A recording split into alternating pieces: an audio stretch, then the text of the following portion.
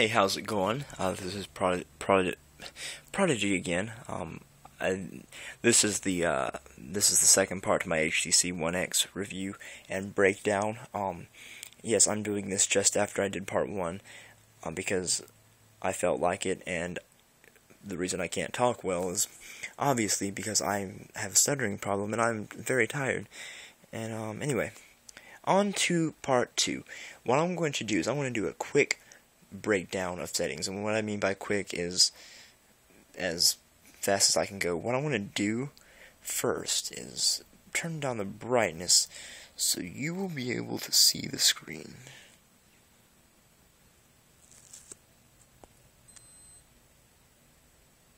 There we go. That seems good enough. Okay, we're going to go to a quick breakdown of the settings.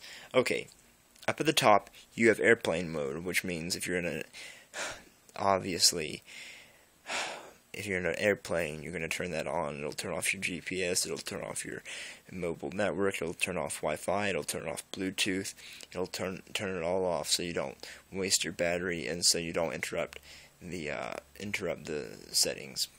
Interrupt the configurations of the airplane, which they don't want you using your cell phones while you're on the plane anyway. That's the reason why they put airplane mode on a lot of phones. Second on the list is Wi-Fi. You can click on it to turn it on and off. The next one down is Bluetooth. Also, actually you have to slide the button on the right, either left or right, to turn it on or off. Then mobile network, of course, that's the 4G LTE. The Wi-Fi, you can connect to any mobile hotspot.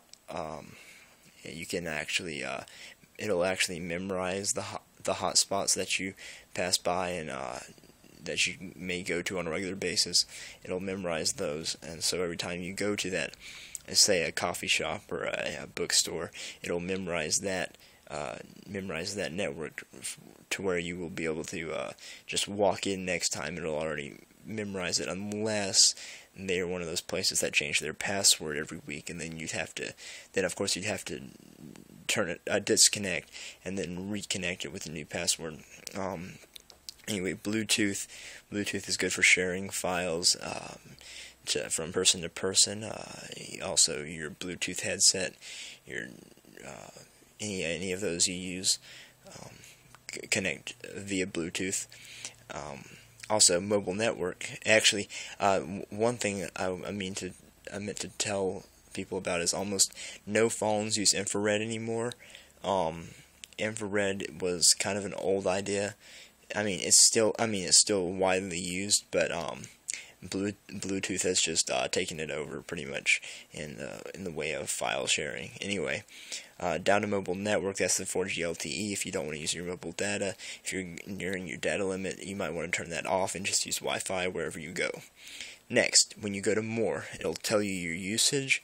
You click on it, and it'll tell you your usage amount, your usage cycle, to where that tells you the cycle of, like, from November, right? Mine is November 4th to December 4th.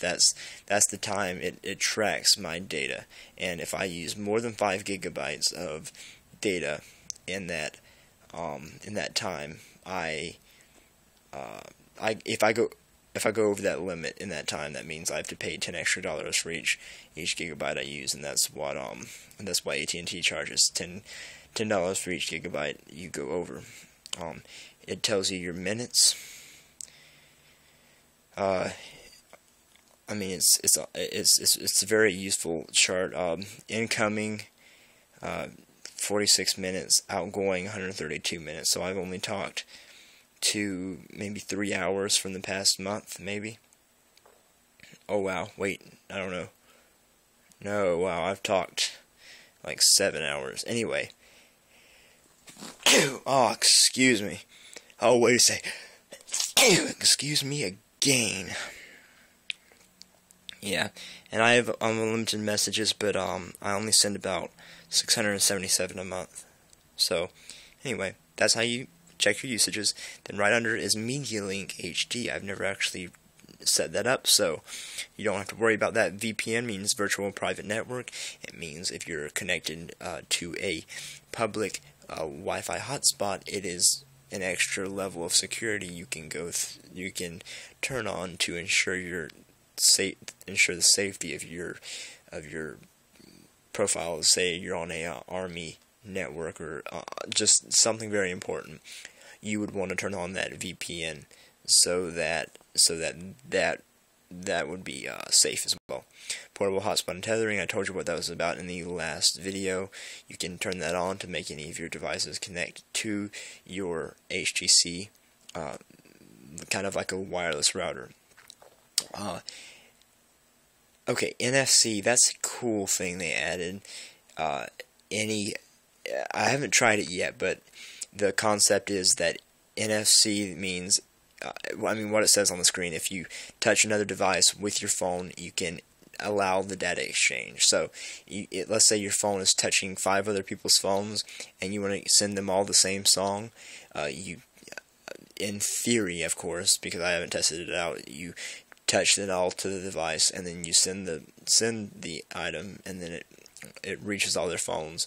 I don't know, I haven't tried that yet, but Android Beam, ready to transmit app content via NFC. I haven't tried that either. I guess it's just more of the same concept. You're trying to pass files from one phone to another via the touch of the phones. I don't know. I'm not sure how that goes. But then you have the Wi-Fi settings down there. So we're going to go back up. I'm going to go through actually I'm going to come down a little ways. I'm going to go to, I want to go to display gestures and buttons real quick. You can turn on all types of different obviously display gestures and buttons. You can turn auto rotate on or off to where you're texting. You don't want it to auto rotate. You can turn that off. Animation, show transition animations.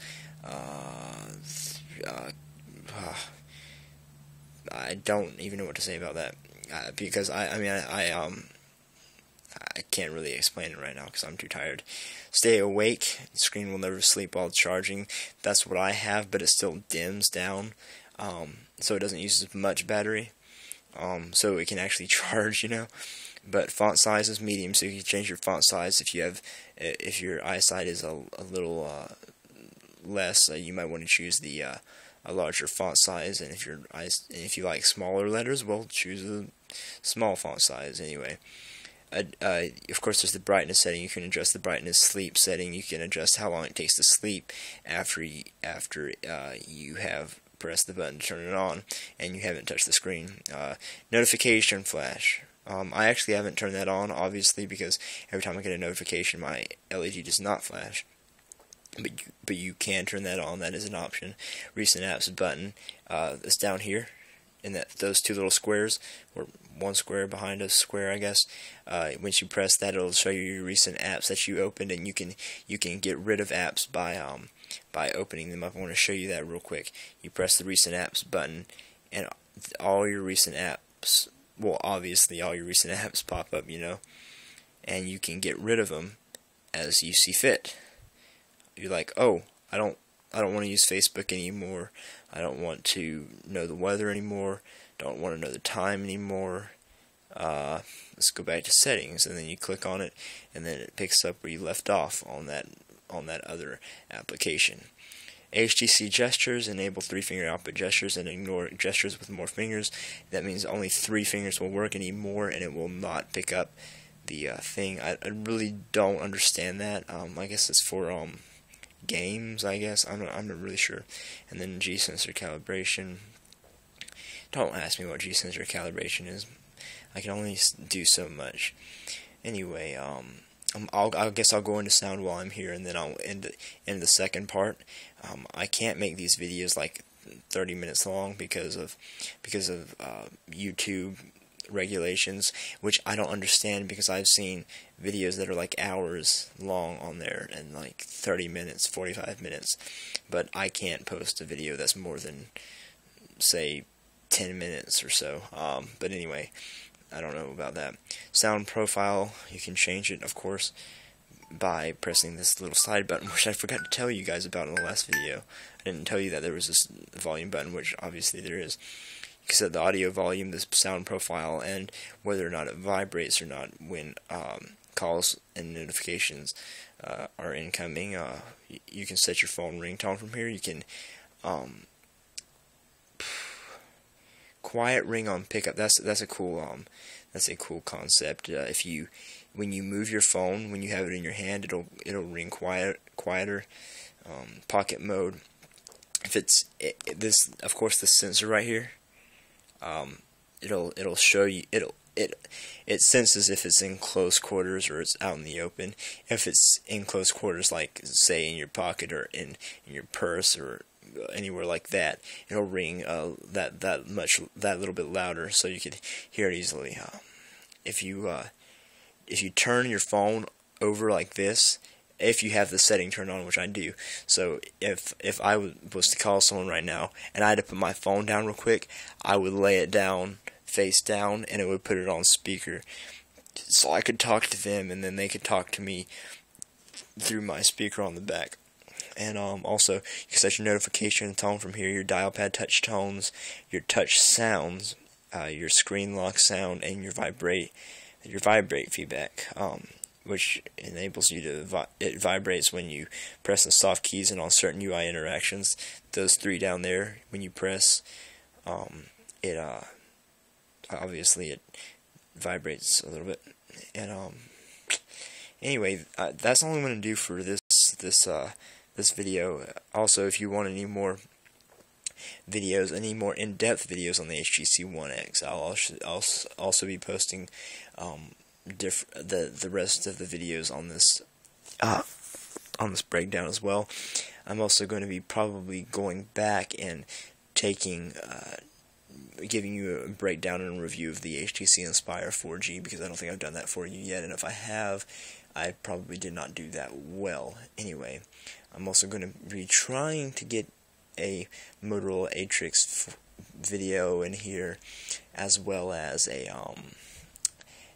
maybe a few iPod videos, Acer Aspire videos. I'm trying to get a bunch of videos of different electronics that I would like to review for you guys. So just stay tuned for all that. And if you have any questions, comments, please message me. Please subscribe. Please like these videos. If you don't like them, it's fine, but don't dislike them. There would be no reason to dislike them, other than my stupid voice and my terrible megapixel camera. Other than that, I can really be of assistance to you. So just like this and subscribe, so you can so you can see more videos about this in the future. Thank you so much. Peace out from Prodigy.